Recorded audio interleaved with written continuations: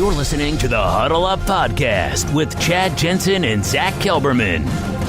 Join Broncos Country's deep divers at milehighhuddle.com and sound off. And now it's time to drop some knowledge.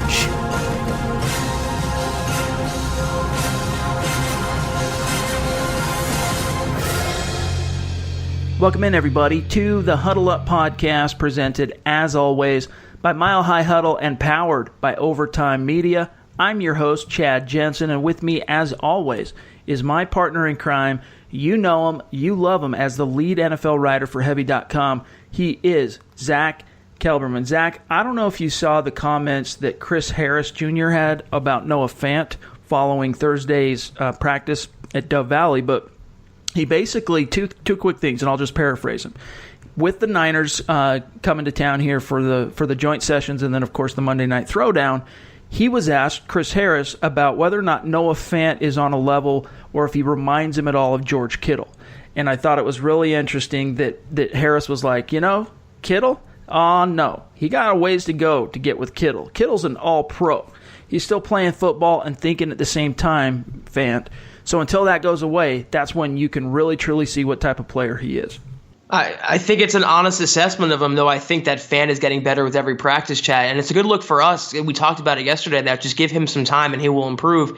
In today's practice, Joe Flacco targeted him over the middle of the field a couple of times on some crossers. He's improving in his blocking. Chris Harris Jr., he's kind of outspoken. That's his attitude. He holds his teammates to a higher standard. He's kind of among that old guard with Emmanuel Sanders. They don't really like the younger players coming in and taking their shine away. But he's definitely ascending right now. I agree with what Chris Harris Jr. said. He still has a ways to go, Noah Fant. He's not a finished product. He has to pay his dues and prove his worth.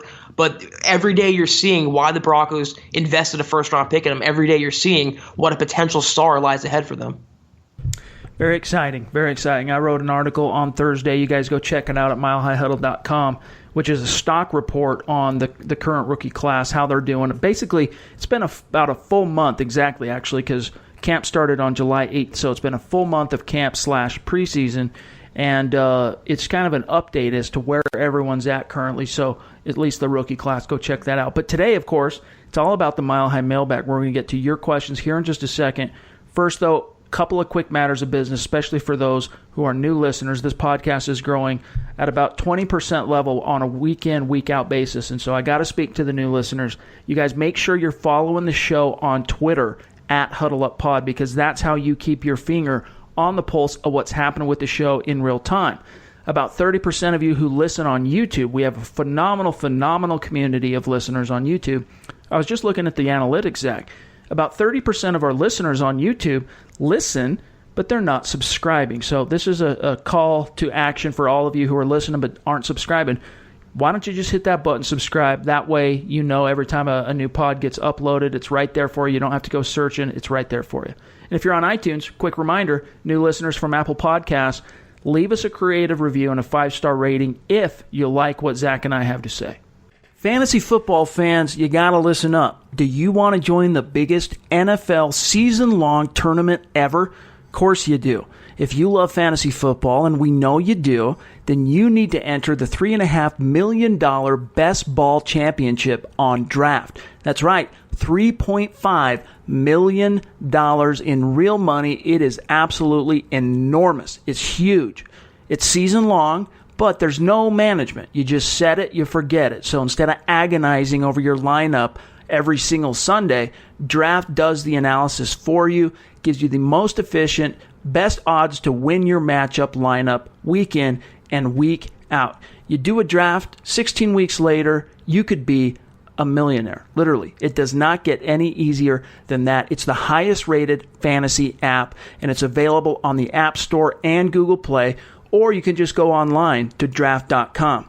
For a limited time only, you can get a free entry into the Best Ball Championship when you make your first deposit, but you have to use our promo code HUDDLE. That's right, a free shot at $1 million just by using our promo code HUDDLE when you make your first deposit on Draft. Also, a phenomenal way to support the Huddle Up podcast. Just search Draft in the App Store or go to draft.com and come play free with promo code HUDDLE. This is the Overtime Podcast Network. All right, it is that time of week where Zach and I take a peek inside the Mile High Mailbag because we are your football priests, and each and every week we're here to offer you the absolution and the answers to your burning Broncos questions. We have a flood of them. We're going to fire through these here today. First one comes from Chris Hernandez on Twitter, at Chris His. I'm not sure how you pronounce that on Twitter, but he says, question, do you think the Broncos will minimize Brett Ripon's reps during the preseason in order to avoid what happened with Kyle Sloter a few years back when trying to sneak him onto the practice squad, Zach? Yeah, I kind of answered Chris's question on Twitter already, so I'll just kind of repeat what I said. Sloter's situation was unique in that Minnesota really overpaid for him after he had a really, really great preseason, Sloter, and he was this up-and-coming young quarterback, and they wanted a guy in the room like that. And the only reason Ripon hasn't played is because of Kevin Hogan and his presence, and I think that'll change as soon as Monday night against the 49ers when Ripon becomes a third stringer and hopefully Hogan is minimized. The Broncos, I think, would be wise to play Ripon more, not less, Chad. I think he's a young, developing quarterback who is a smart guy, a heady guy, and he can really succeed under the tutelage of Rich Scangarello. So I hope the Broncos give him a little more play this preseason. Yeah, I mean, this is a trope we've talked quite a bit about in the last few days. Yesterday we spent quite a bit of time on the quarterbacks. But basically, the sooner the Broncos can cut bait and just dispense with Kevin Hogan, the sooner they can get to developing not only Drew Lock, of course, which is the priority, but also Brett Ripon. And I'm of the opinion that, Ripon is an intriguing young player, very similar to, in terms of physical skill set, as Trevor Siemian, but I think has a better football brain, between the ears than Siemian, and a larger sample size from college with which to try and extrapolate what to expect from him at the next level. But if there was that much demand for Ripon, he would have been drafted, and I don't think at this point he's shown enough to even really have that be a concern yet for the Broncos. We'll see how he performs in his next action, which I assume is going to be Monday night. If he blows the doors down, then the Broncos might have to start having some strategic conversations about how many reps do we really expose him to in terms of the NFL spotlight. And listen, though, if you can get even an average Trevor Siemian type or a poor man's Trevor Siemian as your third quarterback behind Joe Flacco and Drew Lock, you're doing something right. So the Broncos would be wise, like you said, Chad, to further his development and not hinder it more for Kevin Hogan, of all people. All right, let's turn to this smorgasbord of questions from our phenomenal community of listeners on YouTube, which, again, growing exponentially by the day. This first one here, shout out to all you guys. This one comes from Jada. And Jada's a guy, I've read his questions and remarks enough now to know that more often than not, when we hear from Jada, it's more about he's trying to sound off, exercise some demons, get something off his chest, and he's looking for a reaction from us. But here's what he said. For all of Broncos country who thinks Drew Lock is a bust, I want them to go back and look at Carson Wentz and Jared Goff's first two preseason games. And from the looks of it, Drew Lock is right where he's supposed to be. He just needs a little grooming on things like experience, and then he puts reps in parentheses, footwork, etc. And if you look at the comments, the majority were saying there that he was a bust. Just needed to say that. Thanks again, guys. I just can't believe it needs to be said once again, Chad. And Jada is absolutely right, and he's repeating everything that we've said on the pod multiple times. But how anyone can call Drew Lock a bust after two preseason games, and he looked pretty good in the second one, is so beyond me. The same fan base that's been clamoring for a young hotshot quarterback finally got one, and they're holding him to this impossible standard. Those are two good examples, and he might not develop along the same timeline as those two quarterbacks, Goff and Wentz. But if you just do it correctly, you have patience with him, as he's shown on a week-to-week basis, he will get better. There's a reason Elway fell in love with him, and I think this is the one quarterback that Elway fell in love with that will pan out correctly. By the way, it hasn't been long enough for me to forget this. And all of you listening now, if you have an Amazon Prime membership, you can go on Amazon Video right now and watch the All or Nothing season from 2017. I think it actually came out and was published in 2018, but it chronicles that 2017 season. And you can see there was some hand-wringing going on about Jared Goff because he seemed like an idiot, didn't know that the sun sets in the west, rises in the east, and all that. And he didn't play very well in the preseason. They eased him into action that season. So, give him time. Give Drew Lock time. But that's a good comparison. Jada. Next one here comes from JL Avenger 23. He says, "Hello, my friends. Great job by you all. First question, can Troy Fumagalli be used as a fullback given the injuries to Jano and Riddick, and that George Aston, the undrafted rookie, might not make the 53-man roster? I heard Royce Freeman can be an option for pass and run. Kind of what was thought to do with Riddick." Your answer on that one for JL Avenger, Zach. In terms of Troy Fumagalli, Vic Fangio said himself it was a possibility, and it's a great observation. I think it's what the Broncos will do for a few weeks.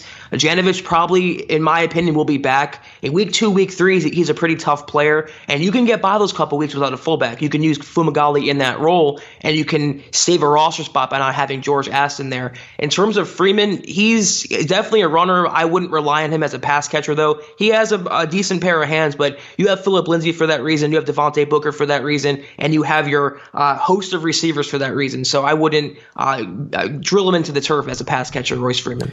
Yeah, when Jano, the news broke that he was going to be out 6 to 8 weeks, everyone was like, oh, well, that's, slam dunk for George Aston. But unfortunately for him, the roster math is just too fuzzy.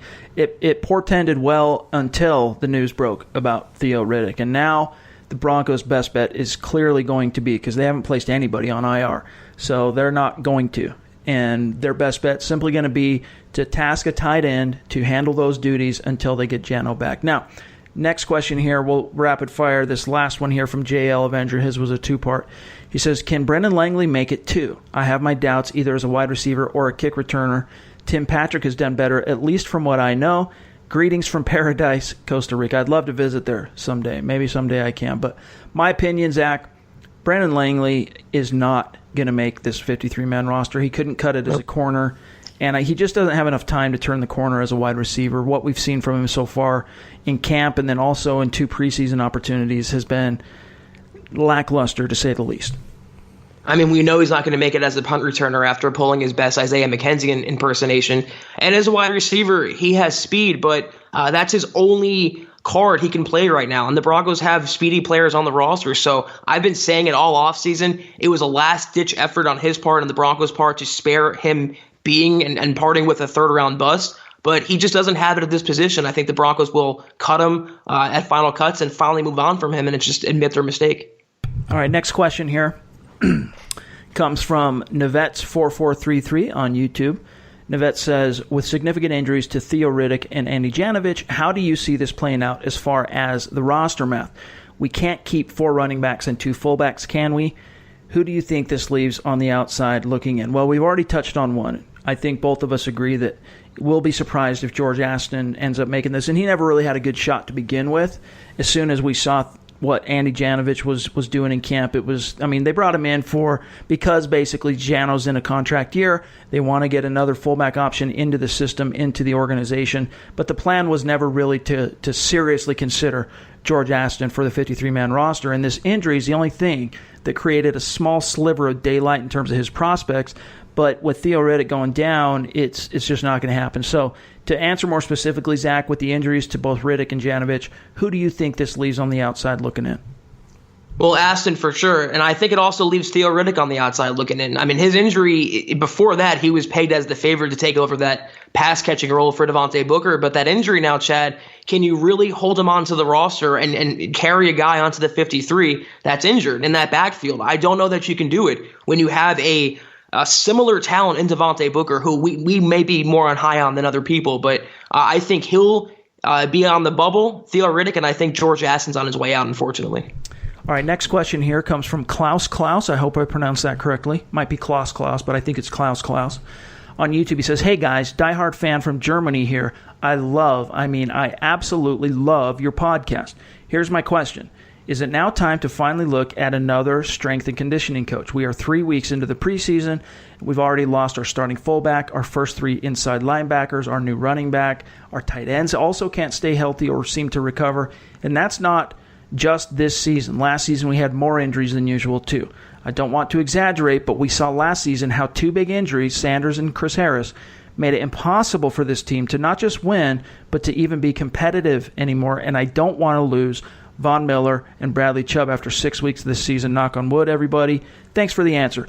Klaus, thank you for the question. Zach, your answer for him. I know Lauren Landau is pretty well respected within the locker room and in the Denver community. I don't think it's time to replace him yet, Chad, and maybe point the finger is a better word, better phrase. Him and Vince Garcia, the new strength trainer, taking over for Greek. It's definitely more than a coincidence as to all the lower body injuries and all the players going down. And just the way he put it, I mean, the starting fullback, first three linebackers, new running back, the tight ends, that's a lot of players to lose in a short time. Injuries are a part of the game, but I still happen to think, and we've been talking about it for over a year now, Chad, there's something more to this regiment that is putting undue pressure on the players' bodies, and it's causing them to break down. I don't know what it is, if it's just like a lack of focus on a or a couple different areas of strength, conditioning, nutrition. Whatever the regimen is, something seems to be missing from the equation because, I mean, how much longer are we going to go in terms of saying, oh, it's a coincidence, it's just football? Yes, injuries are a part of football, unfortunately, but when it seems to be, outside the norm and it goes beyond being, and it's obviously an outlier in terms of it being, not an outlier, that's the wrong verbiage for it, but it's obviously sticking out like a sore thumb, you have to consider it. And I think the biggest reason why the Broncos have stuck with him up to this point, as Zach touched on in his answer, is that he is very well respected in the locker room. And I don't just mean players, think he's cool or whatever. They all have, before he got that job, they all used, many of them, I shouldn't say all, but many of them used him, including the college players at CSU and Colorado, to strength train, condition themselves for the NFL and college. So he's got a reputation, and who knows, there is a chance always that it simply is a coincidence, but I would think that, if the team doesn't like what they see this year, they might look at some other options outside the team. But next question here comes from, and we got to mosey through these quickly. This one comes from Bronco Glory. He says, do you guys think Jake Butt makes the final 53-man roster given all the injuries he has sustained in his career? And if so, how many tight ends would the Broncos keep on the 53 given the injury plaguing the depth at the position? Zach, your answer. I think this could be a make or break week for Jake Butt. If he can show some progress, get back on the field and make some plays, they will keep him on the 53 just because of his name recognition. And we talked about it on the previous pod, Chad. The Broncos seem to still have high hopes for him.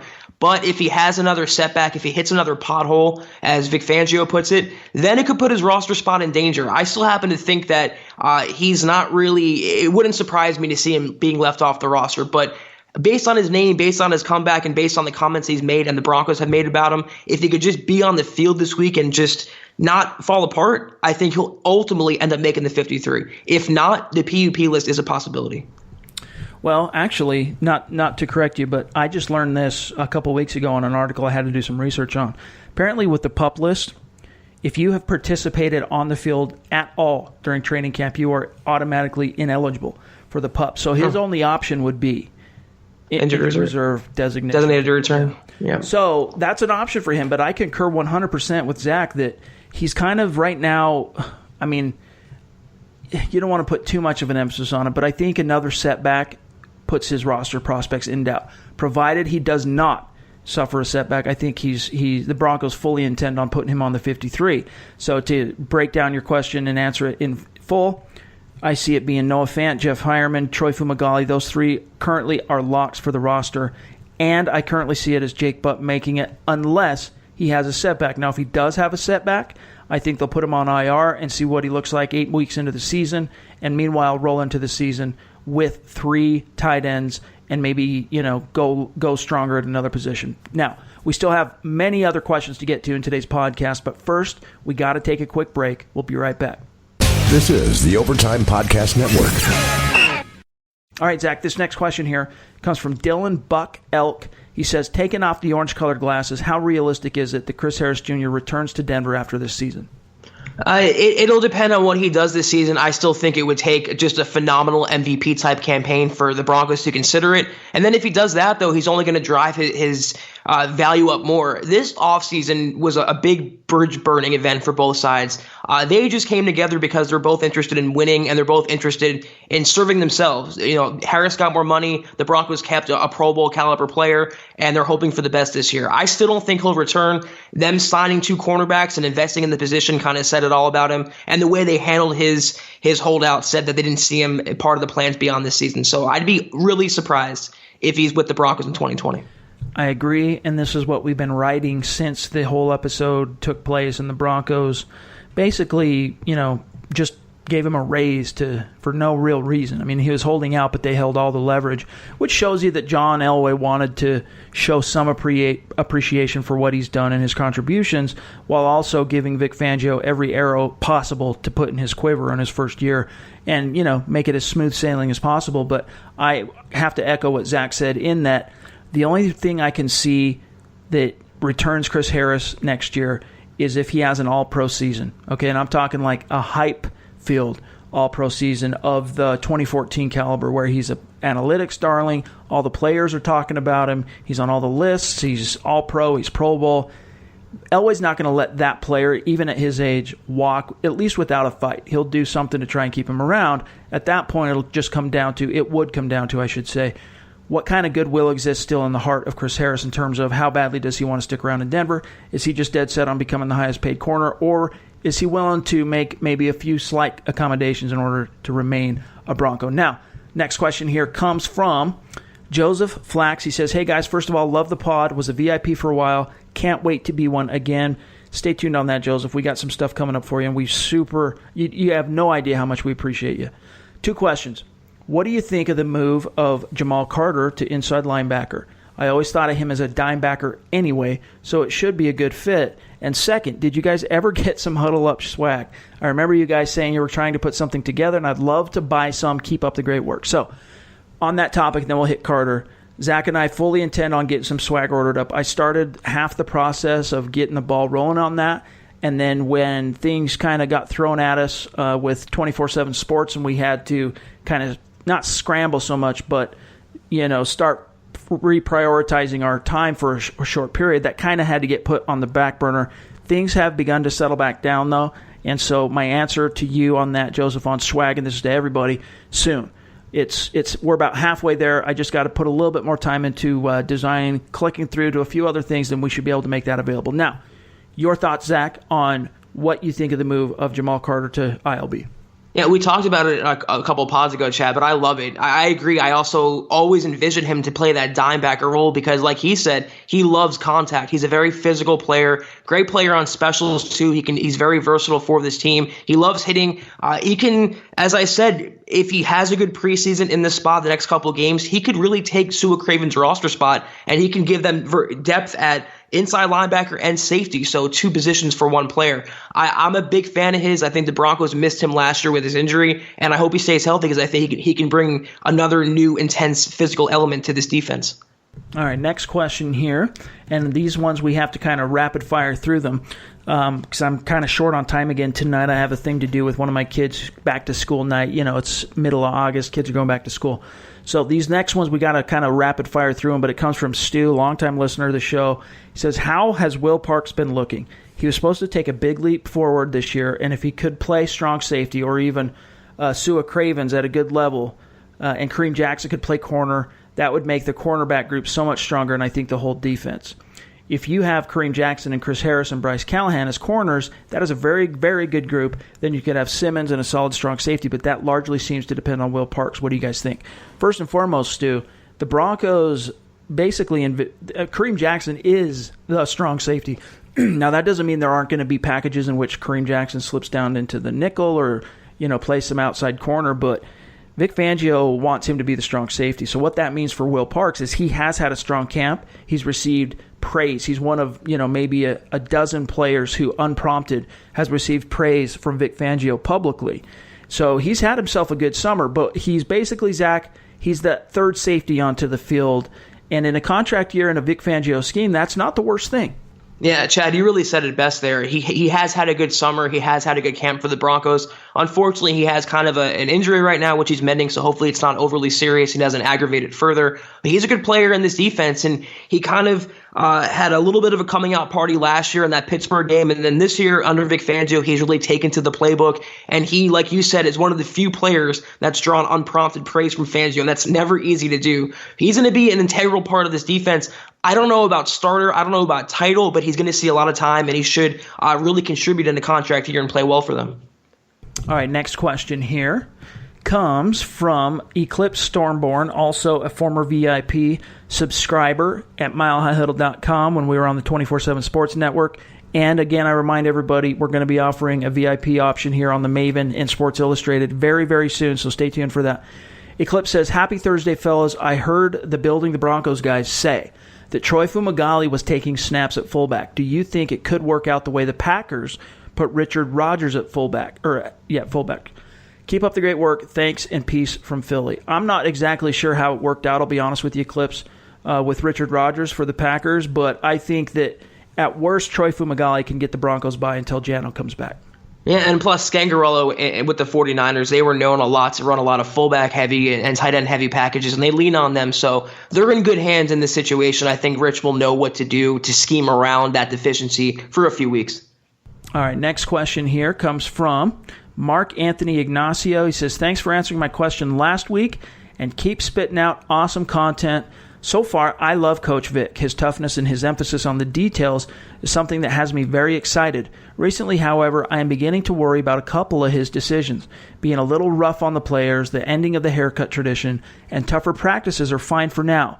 But with relatively young starters and the lack of established veteran leadership in some areas, a losing streak and fatigue could end the team's season early. Do you guys get some of the same feeling, or am I just afraid of being hurt for another year? You know, I'm not worried about that per se, Mark. I know that some fans have brought this up to me in the past, and this might predate Zach's time covering the team. So for what it's worth, when Josh McDaniels came in 2009, his first year with the Broncos, he worked the living you-know-what out of this team in training camp. It was one of the most, fraught training camps in recent Broncos history, and yet the Broncos opened that season 6-0. Everyone thought, oh, he's a genius. He's a chip off the old block from Belichick, and everything's going to be smooth sailing. And then the Broncos hit a wall and proceeded to lose whatever it was, lose 8 of their 10 final games. And so most players, I shouldn't say most, several players from that team said that one of the reasons they think they came up short halfway through the season and went on that streak that they did was because they were just worn out and tired. So there is a concern, but I don't see that. I don't see Fangio, Zach, the way he's operated these training camp practices being anything even close to the way Josh McDaniels on the old CBA was able to work this team. And let's see, the Broncos had Club Med under Vance Joseph the last couple of years, and how'd that work out for him? I agree. I don't think it translates over either. And I don't really, and maybe because I'm not overly emotionally invested in the team, but I don't really see the big deal about the haircut tradition, Chad. I mean, I guess it was a fun thing for the players to do, but that was against his own moral compass, Vic Fangio. He doesn't believe in hazing, and he saw it as a way of hazing players. And he runs the team. It's his call, and he decided to exert a little bit of influence. And that's something that you wouldn't see under Vance Joseph. And the players, as much as they don't like it, Emmanuel Sanders talked about it. He said he's upset with it. He respects Fangio's decision, and he knows that it's all about winning. He already has the respect, and if anything, we can take from that the barometer, that the culture he's instilled is off to a good start. All right, next question here comes from Sin G. He says, have you seen the latest NFL power rankings? Denver is 24th, and they have San Francisco at 16th. The Niners don't have half the talent Denver has on offense or defense. No proven number one receivers or superstar pass rushers. How is this possible? I'll tell you. The outside world views Jimmy Garoppolo, apparently, more favorably than they do Joe Flacco. If you really want to boil it down, that's what it comes down to. And I think that's asinine. I mean, if Jimmy Garoppolo might be a more talented passer, but Joe Flacco's significantly more proven. I wouldn't read too much into that particular power rankings, Zach.